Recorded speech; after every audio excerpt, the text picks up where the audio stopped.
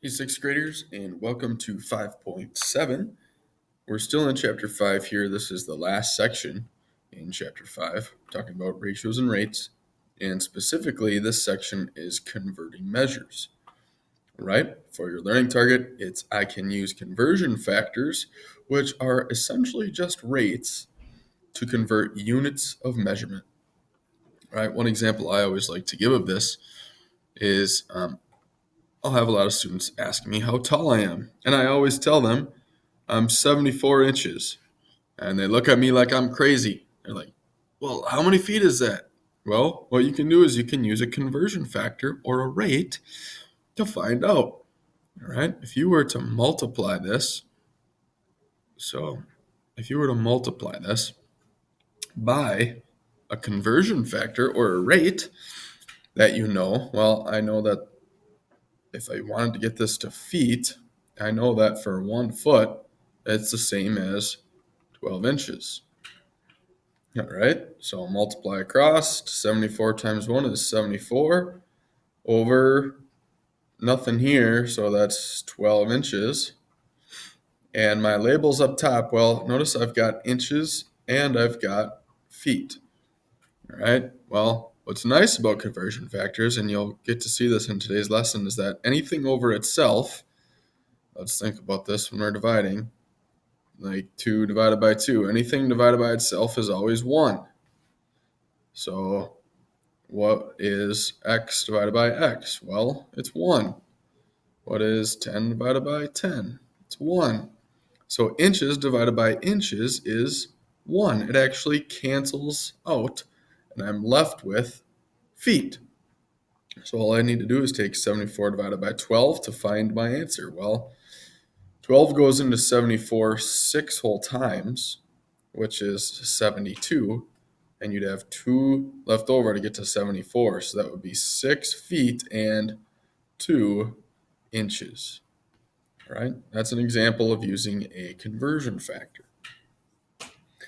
And today we'll be converting from, so this is US customary. This is just, this is what we use here in the United States to measure. We use feet, we use inches, we use miles. Everywhere else in the world is in the metric system. Well, I shouldn't say everywhere, but almost everybody else uses metric. We'll talk about that as well today, too. So for our vocab, the U.S. customary system is a system of measurement that contains units for length, like we just talked about, capacity, how much something can hold, and weight, right? The metric system is based on decimals, but it measures the same things like length, capacity, and mass. All right? It's based on decimals, or if you want to think about it as powers of 10. Actually, it's very easy to convert between metric system units, and that's why the rest of the world uses it. It's based on powers of 10, so you can just add zeros or take away zeros or move decimal spots. It's very handy. The more that you get used to it, I think the easier you'll see it is to use. I hope one day the US will change, but we all know change is hard. All right, moving on to the key idea.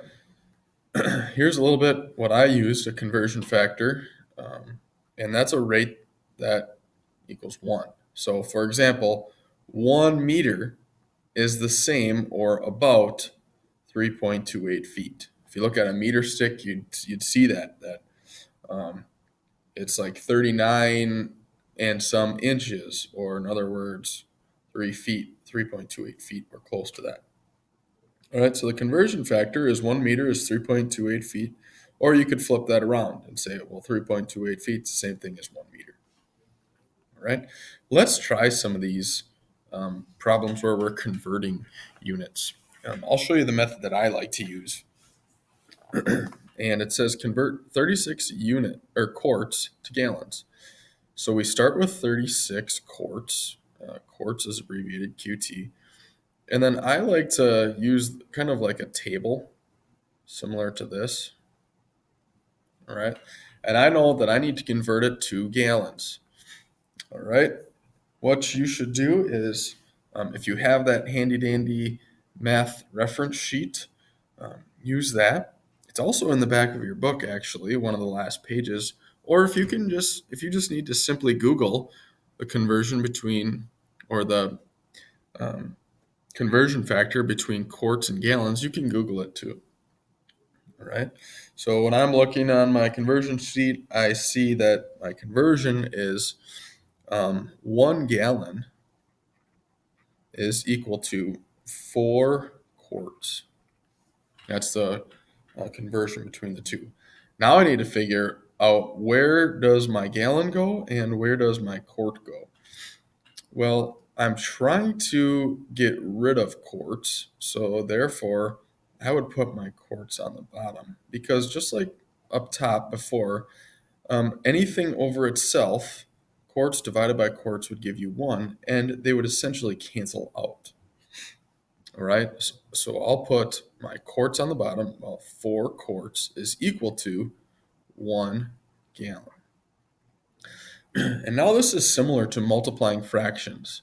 Okay, so I'll take my top numbers times my top numbers. So 31 times 1, or excuse me, 36 times 1 is 36 over, I've got 4 on the bottom. And what do I have for a label? Well, on top I have quarts and I have gallons. And on bottom I just have quarts. Well, a thing divided by itself cancels out, so my quarts cancel. And I'm left with gallons, which is perfect because that's what I wanted. And then all I have to do is a little bit of math. 36 divided by 4 gives me 9. And my label is gallons, G-A-L. Don't abbreviate it just G. G is actually equal to grams. So don't do G, it's G-A-L. So in other words, 36 quarts is the same thing as 9 gallons. When you're thinking about how much a gallon is, think about a gallon of milk. A little bit easier to visualize, right? That's the method that I like to use, is this table method. Multiply your top numbers, multiply your bottom numbers, and you'll see once we do a little bit trickier problems, it's helpful to organize your ideas. Letter B then says, convert 20 centimeters to inches. Okay, I'm starting with 20 centimeters. I'm going to make my table again. And I'm going to look at my reference sheet. And in my reference sheet, I see that 1 inch, my conversion is 1 inch, is equal to 2.54 centimeters. Right? Again, I have to decide, where do my inches go, where do my centimeters go? Well, I want to get rid of my centimeters now and be left with inches. So I'll place my centimeters at the bottom and my inches on top. And I've got 1 inch is equal to 2.54 centimeters. All right. Next step is to multiply across. 20 times 1 would give me 20. On bottom, I have 2.54. And for my labels, my centimeters are going to cancel out, and I'll be left with inches. So all I need to do is take 20 and divide it by 2.54. Right? Well, if I were to round this to 2, 20 divided by 2 is 10. Hopefully my answer is around 10. Again, you can use a calculator on this section. I'm not testing you on exactly this math or the dividing now. What I want to know is if you know how to convert. So 20 divided by 2.54 should give you 7.87, and inches is my label. All right. Hopefully you're picking up a little bit on it. Why don't you pause the video now and try the 6 on your own problems. Okay. I'm going to work through a few of them here, just to make sure that you've got the hang of it, and then I'll just give you the answers for the other ones, and if you're stumped on any of them, come ask me. All right, 48 feet is what I start with. Make my table, and I want to get to yards, so I will put my yards on top and cancel out my feet. Okay. So what's my relationship between feet and yards? Well, there are 3 feet in 1 yard. So on top I'd have 48. On bottom I'd have 3. So 48 divided by 3 would give me 16 yards. Okay. Number 2, 7 pounds is how many ounces? Okay, what's my relationship between pounds and ounces? Okay, take a peek at your reference sheet. Well, there are 16 ounces in 1 pound. All right, so on top, I'd have 7 times 16 to give me 112 over 1. Well, that's just 112. So 112 ounces, again, because our pounds cancel out, we're just left with ounces. Right? Hopefully that's helping you and you're kind of getting the hang of it now. I'm just going to fill in the answers here. So for number 3, this is nice. Milligrams and grams. All you need to do is add zeros. This should be 5,000. Number 4, 7 miles is about 11.27 kilometers. Number 5, quarts to liters, you should get 11.4. The quarts and liters are very similar in size. And number 6, 25 kilograms is equal to 55 pounds, or about. This little squiggly equal means about. All right, let's move on to example 2, where it says compare the units using less than or greater than. And we start with ounces, and we want to get to kilograms. So I've got 25 ounces, and I need to make a conversion. Okay. What you might find is that it's on your reference sheet is there's no one conversion from ounces to kilograms. It doesn't give you that on your reference sheet. So we might have to make a couple of different conversions. So what I'm going to do is I'm going to go first from ounces to pounds, and then I know that I have a conversion from pounds to kilograms. Okay, so I'm going to actually do 2 conversions here. Right? So first, like I said, I'm going to go from ounces to pounds because my ounces are going to cancel each other out. And my relationship is, we did this one before, 1 pound is 16 ounces. And now that I'm in pounds, I can go from pounds to kilograms. Okay, cancel out my pounds. LB, or LBS, is the abbreviation for pounds.